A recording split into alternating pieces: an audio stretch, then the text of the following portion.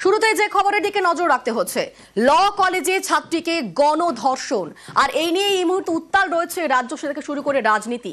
তবে এবার medical report সামনে এসেছে, সেই নির্যাতিতার মেডিকেল রিপোর্ট সামনে এসেছে। তাদের রীতিমতো চাঞ্চল্যকর তথ্য সামনে এসেছে। ল কলেজে গণধর্ষণের অভিযোগ, সেই নির্যাতিতার মেডিকেল রিপোর্ট এই মুহূর্তে সামনে এসেছে। সেই মেডিকেল রিপোর্টে ধর্ষণের ইঙ্গিত মিলেছে। আপনাদের আরো একবার জানিয়ে রাখি, সেই মেডিকেল রিপোর্ট, নির্যাতিতার মেডিকেল রিপোর্ট এই মুহূর্তে সামনে এসেছে। আমাদের সঙ্গে অমিত রয়েছেন। অমিত, কি রয়েছে সেই রিপোর্টে? এখন ন্যাশনাল মেডিকেল কলেজের প্রসূতি বিভাগে এই নির্যাতিতার মেডিকেল করানো হয় এবং প্রসূতি বিভাগে যে চিকিৎসক মেডিকেল করেছেন তার রিপোর্ট, সেখানে এই নির্যাতিতার শরীরে একাধিক আঘাতের কথা উল্লেখ করা রয়েছে, যৌনাঙ্গে আঘাত রয়েছে এমনটা উল্লেখ রয়েছে। সেক্ষেত্রে রাউন্ডানে অর্থাৎ গলা ও ঘাড়ে আঁচড়ের দাগ রয়েছে, শরীরের উপর অংশ অর্থাৎ বুকে একাধিক আঘাতের দাগ রয়েছে, যৌনাঙ্গে আঘাতের দাগ রয়েছে এবং যে ধরনের আঘাত শরীরে রয়েছে নির্যাতিতার, সেই সমস্ত আঘাত যৌন হেনস্থা বা ধর্ষণের ইঙ্গিত দিচ্ছে এমনটা কিন্তু উল্লেখ রয়েছে এই মেডিকেল রিপোর্টে। তোমাকে জানিয়ে রাখবো যে কলকাতা পুলিশের তরফে ফরেন্সিক মেডিসিন বিশেষজ্ঞদের কিন্তু সাহায্য নেওয়া হবে। নির্যাতিতার শারীরিক পরীক্ষা এবং নমুনা সংগ্রহের কাজ ফরেন্সিক বিশেষজ্ঞদের দিয়ে করানো হবে, এমনটা কিন্তু কলকাতা পুলিশের খবর। গতকালই ঘটনাস্থলে পৌঁছে গেছিলেন ফরেন্সিক বিশেষজ্ঞরা, সেখান থেকে তারা ইতিমধ্যে নমুনা সংগ্রহ করেছেন। অন্যদিকে নির্যাতিতা তরুণীর ফরেন্সিক মেডিসিন বিশেষজ্ঞদের দিকে তার শারীরিক পরীক্ষাও করানো হবে, কারণ ন্যাশনাল মেডিকেল কলেজের যে মেডিকেল রিপোর্ট তাতে কার্যত যে ধরনের আঘাতের কথা বলা হয়েছে, শরীরে বা ক্ষতচিহ্নের কথা বলা হয়েছে, সেই সমস্ত চিহ্ন যৌন হেনস্থা বা ধর্ষণেরই ইঙ্গিত, এমনটাই কিন্তু উল্লেখ করে, এমনটাই কিন্তু মনে করছেন চিকিৎসকরা। শুধু তাই নয়, এই নির্যাতিতাকে যখন মেডিকেল করানোর জন্য নিয়ে যাওয়া হয়েছিল ন্যাশনাল মেডিকেল কলেজে প্রসূতি বিভাগে, সেই সময় তিনি ট্রমার মধ্যে ছিলেন এবং যে চিকিৎসক বা যিনি তার স্বাস্থ্য পরীক্ষা করেছেন তার কাছেও 3 অভিযুক্তের কথা বলেন এবং তার ওপর কিভাবে নির্যাতন, যৌন হেনস্থা এবং ধর্ষণ করা হয়েছে সেই কথাও কিন্তু তিনি ওই চিকিৎসককে জানিয়েছিলেন, এমনটা কিন্তু সূত্রের দাবি। সেক্ষেত্রে ফরেন্সিক মেডিসিনের সাহায্য নেওয়া হবে। আরো এই যে ধরনের ক্ষতের কথা বলা হচ্ছে বা আঘাতের কথা বলা হচ্ছে, সেই সমস্ত আঘাত এবং ক্ষত আরো সুনিশ্চিতভাবে তার পরীক্ষা করতে চাইছে কলকাতা পুলিশ। সেক্ষেত্রে ফরেন্সিক মেডিসিনের সাহায্য নেওয়া হবে এবং তরুণী শরীর থেকে নমুনা সংগ্রহ করা হবে, এমনটা কিন্তু সূত্রের দাবি। বেশ, ধন্যবাদ অমিত। দক্ষিণ কলকাতার ল কলেজে ছাত্রীকে গণধর্ষণ, আজ অভিযোগকারিনীর গোপন জবানবন্দি। আলিপুর আদালতে ছাত্রীর গোপন জবানবন্দি। গতকাল সন্ধে ল কলেজে কলকাতার পুলিশ কমিশনার কসবা থানায় গিয়ে তদন্তকারীদের সঙ্গে কথা সিপির। গণধর্ষণের অভিযোগে পুলিশ হেফাজতে 3 ছাত্র নেতা। ঘটনাস্থল থেকে মিলেছে হকি স্টিক, একটি কালো বাক্স সহ আরো একাধিক জিনিস বাজেয়াপ্ত করেছে পুলিশ।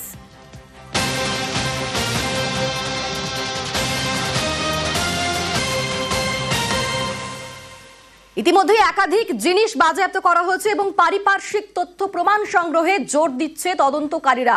তবে এখনো পর্যন্ত কি কি আপডেট রয়েছে, আমাদের সঙ্গে এই মুহূর্তে সরাসরি রয়েছেন প্রতিনিধি রৌনক।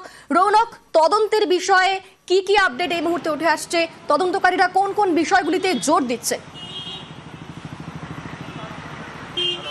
দেখো, এই তদন্তের জন্য অত্যন্ত গুরুত্বপূর্ণ এই পারিপার্শ্বিক তথ্য প্রমাণ। ইতিমধ্যে গতকালই ফরেন্সিকের আধিকারিকরা যে ঘটনাস্থল, সেই ঘটনাস্থলে গেছে, একাধিক নমুনা সংগ্রহ করেছে তারা। এবং শুধু তাই নয়, যে নির্যাতিতা তার অভিযোগপত্রে উল্লেখ রেখেছিল হকি স্টিকের কথা, সেই হকি স্টিকও উদ্ধার করা হয়েছে। এবং এই ঘটনার জেরে যে 3 জনকে গ্রেফতার করা হয়েছিল তাদের যে মোবাইল ফোন তা বাজেয়াপ্ত করা হয়েছে এবং অভিযোগপত্রে যেমনটা লিখেছিল যে তাকে ব্ল্যাকমেল করার জন্য ভিডিও করা হয়েছিল, সেক্ষেত্রে মোবাইল ফোনগুলো কিন্তু ফরেন্সিক করাতে পারে।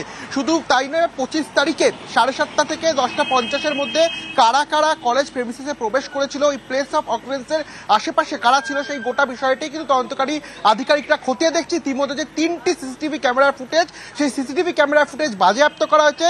সেখানে কিন্তু তদন্তকারী আধিকারিকরা দেখছে কাদের সেই টাইম লিমিটেশনের মধ্যে গতিবিধি ছিল, প্রয়োজনে তাদেরকেও ডাকা হতে পারে, এরকম বেশ কিছু নাম কিন্তু তদন্তকারী আধিকারিকদের স্ক্যানারে রয়েছে। এবং আরো একটি গুরুত্বপূর্ণ বিষয়, যে গার্ড রুমে এই ঘটনা ঘটেছিল সেই গার্ডরুমের নিরাপত্তারক্ষী সেখানে কোথায় ছিল তার ভূমিকা নিয়েও কিন্তু একটা প্রশ্ন উঠছে। প্রয়োজনে আজই তাকে কিন্তু জিজ্ঞাসাবাদের একটা সম্ভাবনা রয়েছে। এবং এই নিরাপত্তারক্ষীর রুমে কিভাবে এইরকম ধরনের একটা ঘটনা ঘটলো তিনি কোথায় ছিলেন, তিনি কোনো রকমভাবেই এই বিষয়টি টের পেয়েছিলেন কিনা বা জানতেন কিনা, এই গোটা বিষয়টি কিন্তু খতিয়ে দেখা হচ্ছে। এবং এই ঘটনার জন্য এই যে পারিপার্শ্বিক তথ্য প্রমাণ তা অত্যন্ত গুরুত্বপূর্ণ। একাধিক জিনিস ইতিমধ্যে তথ্য প্রমাণ সংগ্রহ করা হয়েছে। এবং শুধু তাই নয়, গতকাল যখন ফরেন্সিক আধিকারিকরা আসে তারা কিন্তু সেখানে ভিডিওগ্রাফির মাধ্যমে যে একটা রিকনস্ট্রাকশন, পুনর্নির্মাণের যে ভিডিও সিন, সেটাও কিন্তু ডেমো আকারে তারা দেখেন এবং খতিয়ে দেখা হচ্ছে। শুধু এই আশেপাশে যারা ছিল, প্লেস অফ অকুরেন্সের আশেপাশে সেই টাইম লিমিটেশনে যারা ছিল, এরকম বেশ কয়েকজন পুলিশের স্ক্যানারে রয়েছে, তাদেরকেও কিন্তু প্রয়োজনীয় জিজ্ঞাসাবাদ করাতে পারে। এবং যে 3টি সিসিটিভি ক্যামেরা একদম গুরুত্বপূর্ণ জায়গায় লাগানো রয়েছে, যে কেউ কলেজে প্রেমিসেসে ঢুকলেই কিন্তু তার গতিবিধি সেখানে দেখা যায়, সেক্ষেত্রে সেই সিসিটিভি ক্যামেরা ফুটেজেও কিন্তু তদন্তকারী আধিকারিকরা জোর দিচ্ছে। বেশ, ধন্যবাদ রৌনক। গত বছর আরজি করে মেডিকেল পড়ুয়ার ধর্ষণ, খুন, এবার দক্ষিণ কলকাতার ল কলেজে গণধর্ষণের অভিযোগ। 3 জনকে গ্রেফতার করেছে পুলিশ। 3 জনই তৃণমূল ছাত্র পরিষদের নেতা। আর এ নিয়ে রাজ্য রাজনীতির হাওয়া গরম। কলকাতা পুলিশের থেকে রিপোর্ট চেয়েছে জাতীয় মহিলা কমিশন।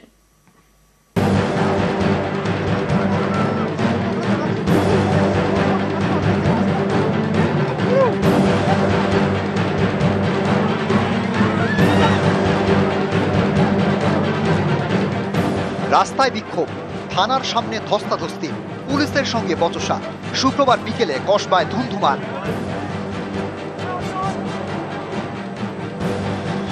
এই অশান্তির পিছনে রয়েছে গণধর্ষণের অভিযোগ। ফার্স্ট ইয়ারের ছাত্রীর অভিযোগ, গত বুধবার কলেজের মধ্যে তাকে গণধর্ষণ করা হয়। অভিযুক্ত 3 জনের মধ্যে 2 জন ওই কলেজেরই পড়ুয়া, জয়েব আহমেদ এবং প্রমিত মুখোপাধ্যায়। মূল অভিযুক্তের নাম মনোজিৎ মিশ্র, প্রাক্তন ছাত্র এবং কলেজের অস্থায়ী কর্মী। এই 3 জনকে গ্রেপ্তার করেছে পুলিশ। ধৃত 3 জনই তৃণমূল ছাত্র পরিষদের নেতা। অনেকে বলছেন মনোজিৎ কলেজের অস্থায়ী কর্মী হলে কি হবে, ল কলেজে এখনো তার কতটা প্রভাব সেটা এই দেওয়াল লিখনে কার্যত স্পষ্ট। জানা গিয়েছে 2022 সালে ল কলেজ থেকে পাশ করে মনোজিৎ। কলেজে পড়াকালীন একাধিকবার মারধরের ঘটনায় তার নাম জড়ায়। তার এমনই প্রভাব যে কলেজে পাশ করার পরে কলেজে অস্থায়ী কর্মী চাকরি পেয়ে যায়। তৃণমূল ছাত্র পরিষদের গুরুত্বপূর্ণ পদে ছিল এই মনোজিৎ। জানা গিয়েছে দক্ষিণ কলকাতায় তৃণমূল ছাত্র পরিষদের একটি ইউনিটের প্রেসিডেন্ট ছিল মনোজিৎ। দক্ষিণ কলকাতা জেলা তৃণমূল ছাত্র পরিষদের সদস্য ছিল। চেষ্টা করেছিল দক্ষিণ কলকাতায় যুব তৃণমূলের সভাপতি হওয়ার, কিন্তু সেটা আর হয়নি। এই মনোজিৎই গণধর্ষণের মূল অভিযুক্ত।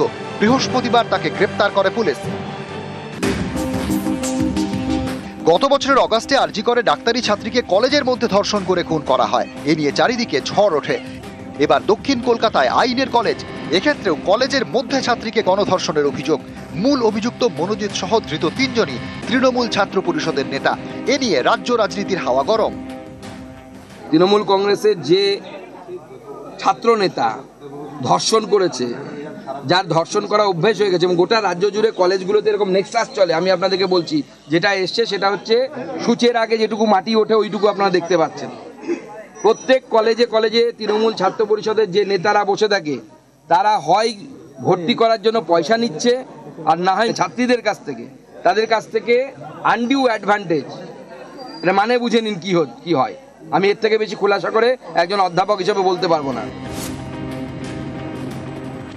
বিভিন্ন ক্ষেত্র থেকে সফট টার্গেট তৃণমূল ছাত্র পরিষদ। ওয়াই? আমি একবারও আমরা কেউ অস্বীকার করিনি যে না, সে তৃণমূল ছাত্র পরিষদ করতো না। আমি রাজ্য সভাপতি তৃণমূল ছাত্র পরিষদের হয়ে দায়িত্ব সহকারে বলছি, না, এমন কোন ইউনিট সভাপতি আমাদের ছিল না। শুধু নয়, বিগত বেশ কয়েক বছর ধরে সেই কলেজে তৃণমূল ছাত্র পরিষদের কোনো রানিং ইউনিট নেই। বিভিন্ন পক্ষ থেকে বোঝানোর চেষ্টা করছে সে নাকি ওই কলেজে ইউনিট প্রেসিডেন্ট ছিল। এই ঘৃণ্য ঘটনার ধিক্কার জানানোর ভাষা আমার কাছে জানা নেই। কঠোর থেকে কঠোরতর শাস্তি চাই।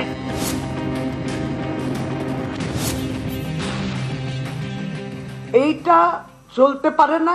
আবার একটা অপরাধ হবে, রাজনীতি প্রবেশ করবে। আসুন না, আলোচনাটা এইভাবেই হোক যে অপরাজিতা বিল, যেটা আমাদের বিধানসভা, পবিত্র বিধানসভায় পাশ হয়ে গেছে 10 মাস আগে সর্বসম্মতভাবে, মেয়েদের পক্ষে বিল, অপরাধ হলে কঠিন শাস্তি, মৃত্যুদণ্ডও হতে পারে। কে আটকে রেখেছে? এটা মানুষের কথা, তাদের দাবি অপরাজিতা বিল আইন হোক। কেন বিল হিসেবে রয়েছে? কারণ ভারতীয় জনতা পার্টি আটকে রেখেছে। আজকে কলেজে গেলে মেয়েদেরকে ধর্ষণ করা হচ্ছে কলকাতার বুকে। আজকে কোন ভরসায় বাবা মারা তাদের ছেলে মেয়েদেরকে পাঠাবে কলেজে? কোন ভরসায়? তৃণমূল ছাত্র পরিষদের নেতা, সেই কলেজের প্রাক্তন প্রেসিডেন্ট তৃণমূল ছাত্র পরিষদের মনোজিৎ মিশ্র অ্যাকিউজড, এবং আরো দুজন সেই কলেজে কি করছিলেন? কলেজে গণধর্ষণের অভিযোগ ঘিরে রাজনীতির হাওয়া গরম, উত্তেজনা ছড়ায় কসবার আইন কলেজেও। কলেজের সামনে বিক্ষোভ দেখায় একাধিক ছাত্র যুব সংগঠন।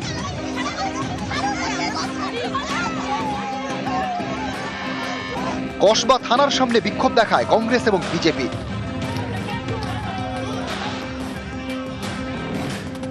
সিপিআইএম এর শাখা সংগঠন এসএফআই এবং ডিওএফআই ও কসবা থানার সামনে বিক্ষোভ দেখায়। দফায় দফায় বিক্ষোভ ঘিরে কসবা থানা চত্বরে উত্তেজনা ছড়ায়। এদিকে শতপ্রণোদিত পদক্ষেপ করেছে জাতীয় মহিলা কমিশন। কলকাতা পুলিশকে 3 দিনের মধ্যে রিপোর্ট দিতে বলেছে। নিউজ 18 বাংলা। দক্ষিণ কলকাতার কলেজে গণধর্ষণে অধরা অনেক উত্তর। গণধর্ষণে মূল অভিযুক্ত প্রাক্তন পড়ুয়া অস্থায়ী কর্মী মনোজিৎ। এখন অস্থায়ী কর্মী হলেও আগেও কলেজে যাতায়াত।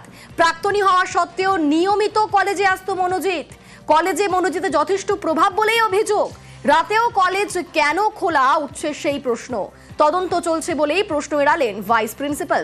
সোমবার দক্ষিণ কলকাতার ল কলেজে বৈঠকে বসবে কলেজের পরিচালন সমিতি।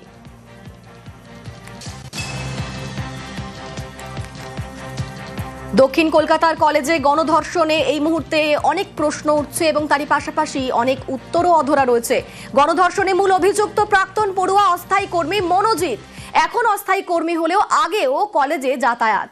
প্রাক্তনী হওয়া সত্ত্বেও নিয়মিত কলেজে আসতো মনোজিৎ। কলেজে মনোজিতে যথেষ্ট প্রভাব বলেই অভিযোগ উঠছে। আর রাতেও কলেজ কেন খোলা উঠছে সেই প্রশ্ন। তদন্ত চলছে বলেই প্রশ্ন এড়িয়ে গেলেন ভাইস প্রিন্সিপাল।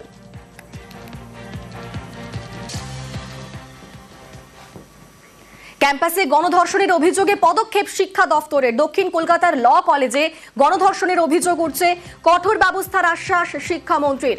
কলেজ কর্তৃপক্ষকে অবিলম্বে পরিচালন সমিতির বৈঠক ডাকার নির্দেশ।